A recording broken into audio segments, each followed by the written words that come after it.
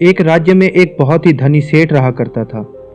उसके पास अपार धन संपत्ति थी, किसी चीज की कोई कमी नहीं थी। सेठ के घर में एक लड़का था जो स्वभाव का थोड़ा नादान था। उसे जल्दी कोई चीज समझ नहीं आती थी। वह सेठ के सेवक का बेटा था।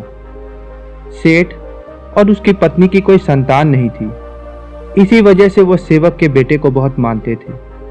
उसे सभी की तुलना में बहुत अधिक स्नेह देते थे।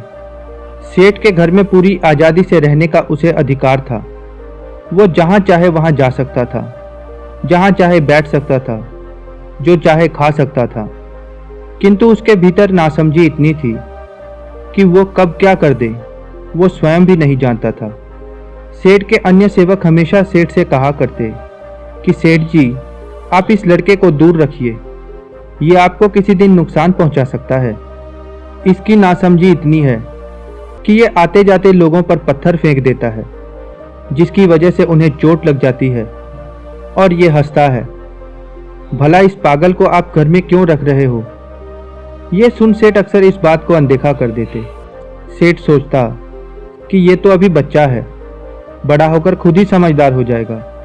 सेठ को उस लड़के से मोह भी इतना ज्यादा था कि वो चाहकर भी उसे कुछ कह नहीं पाता। सभी लोग ये जानते थे कि सेठ का इस लड़के को रखना भारी पड़ेगा। एक दिन सेठ अपने कमरे में अकेले विश्राम कर रहा था। गर्मियों का समय था। सभी खिड़कियां और दरवाजे खुले हुए थे। अन्य सभी सेवक अपने अपने कार्य में व्यस्त थे और वो लड़का पूरे घर में घूम रहा था। घूमते घूमते वो अचानक सेठ के कमरे में जाता है तो वो देखता है कि सेठ अपने कमरे में अकेला है और सेठ बड़े आराम से सो रहा है। वो भीतर जाके उसके समक्ष बैठ जाता है और उन्हें पंखा करने लगता है। कुछ देर बाद सेठ के ऊपर एक मक्खी आकर बैठ जाती है। मक्खी को देखकर वो लड़का उसे भगाने की कोशिश करता है। वो उस मक्खी को भगा देता है, लेकिन फिर से वो मक्खी आकर सेठ के ऊपर बैठ जाती है। वो मक्खी कभी सेठ के गाल पर बैठती तो कभी सर पर, कभी छाती पर तो कभी सेठ के नाक पर। मक्खी की वजह से सेठ की नींद बार बार खराब हो रही थी। पास में बैठा लड़का इस बात को देख रहा था। उसे यह बिल्कुल भी पसंद नहीं था कि मक्खी की वजह से सेठ की नींद खराब हो।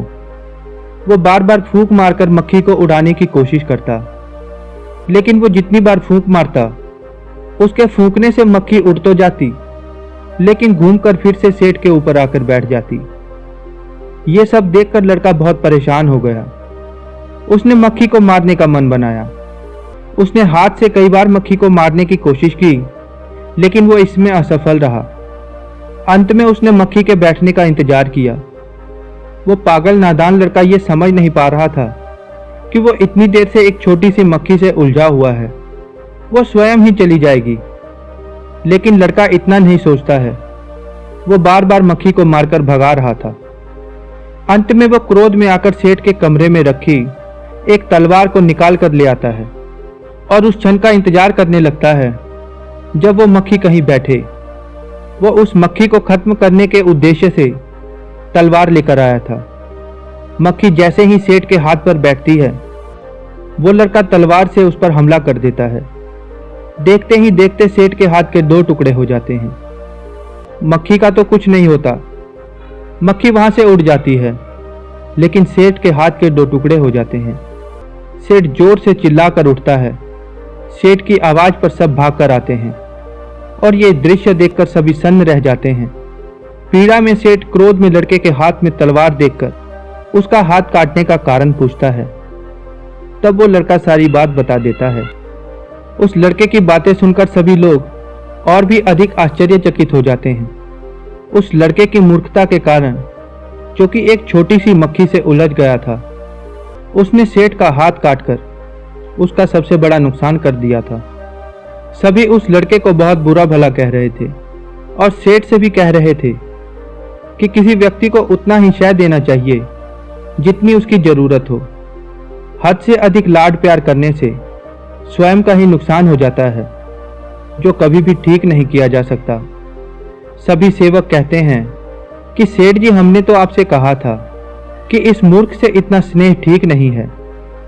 आपको किसी दिन इसकी मूर्खता भारी पड़ सकती है, परंतु आपने हमारी एक न सुनी। आज इसका परिणाम आपके सामने है।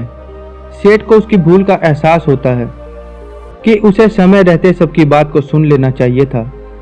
यदि उसने सभी की कही बातों पर ध्यान दिया होता तो शायद आज ये नहीं होता। किंतु अब सिवाय अफसोस के और दुख करने के वो सेठ कुछ भी नहीं कर सकता था।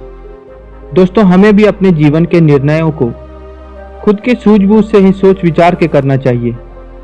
यदि कोई हमें सलाह देता है तो हमें उसकी भी बात को गौर से सुनना चाहिए कि आखिर वो कह क्या रहा है, उसकी बात कितनी सही हो सकती है और कितनी गलत। अक्सर हम कुछ ऐसे लोगों के बीच रह जाते हैं जो मूर्ख या अल्प ज्ञानी होते हैं। उन्हें कितना भी समझा दो तो भी वो समझते नहीं हैं और ना ही किसी की सुनते हैं। ऐसे लोगों के साथ रहना हमारे लिए समस्या उत्पन्न कर देता है। इसलिए यदि आप किसी ऐसे लोगों के बीच हैं और कोई आपको उनसे दूर रहने की सलाह दे तो आपको उस पर ध्यान देना चाहिए। आपको मूर्ख व्यक्ति या मूर्ख मित्र से दूरी बनाकर रखनी चाहिए, क्योंकि वह कब आप पर प्रहार कर दे आप ये बिल्कुल भी नहीं जान पाएंगे। बाद में अफसोस करने से बेहतर है कि आप अभी संभल जाएं। दोस्तों, ये कहानी आपको कैसी लगी कृपया करके नीचे कमेंट बॉक्स में अवश्य बताएं। और दोस्तों, आपने अपना बहुमूल्य समय दिया, इसके लिए आपका बहुत बहुत धन्यवाद।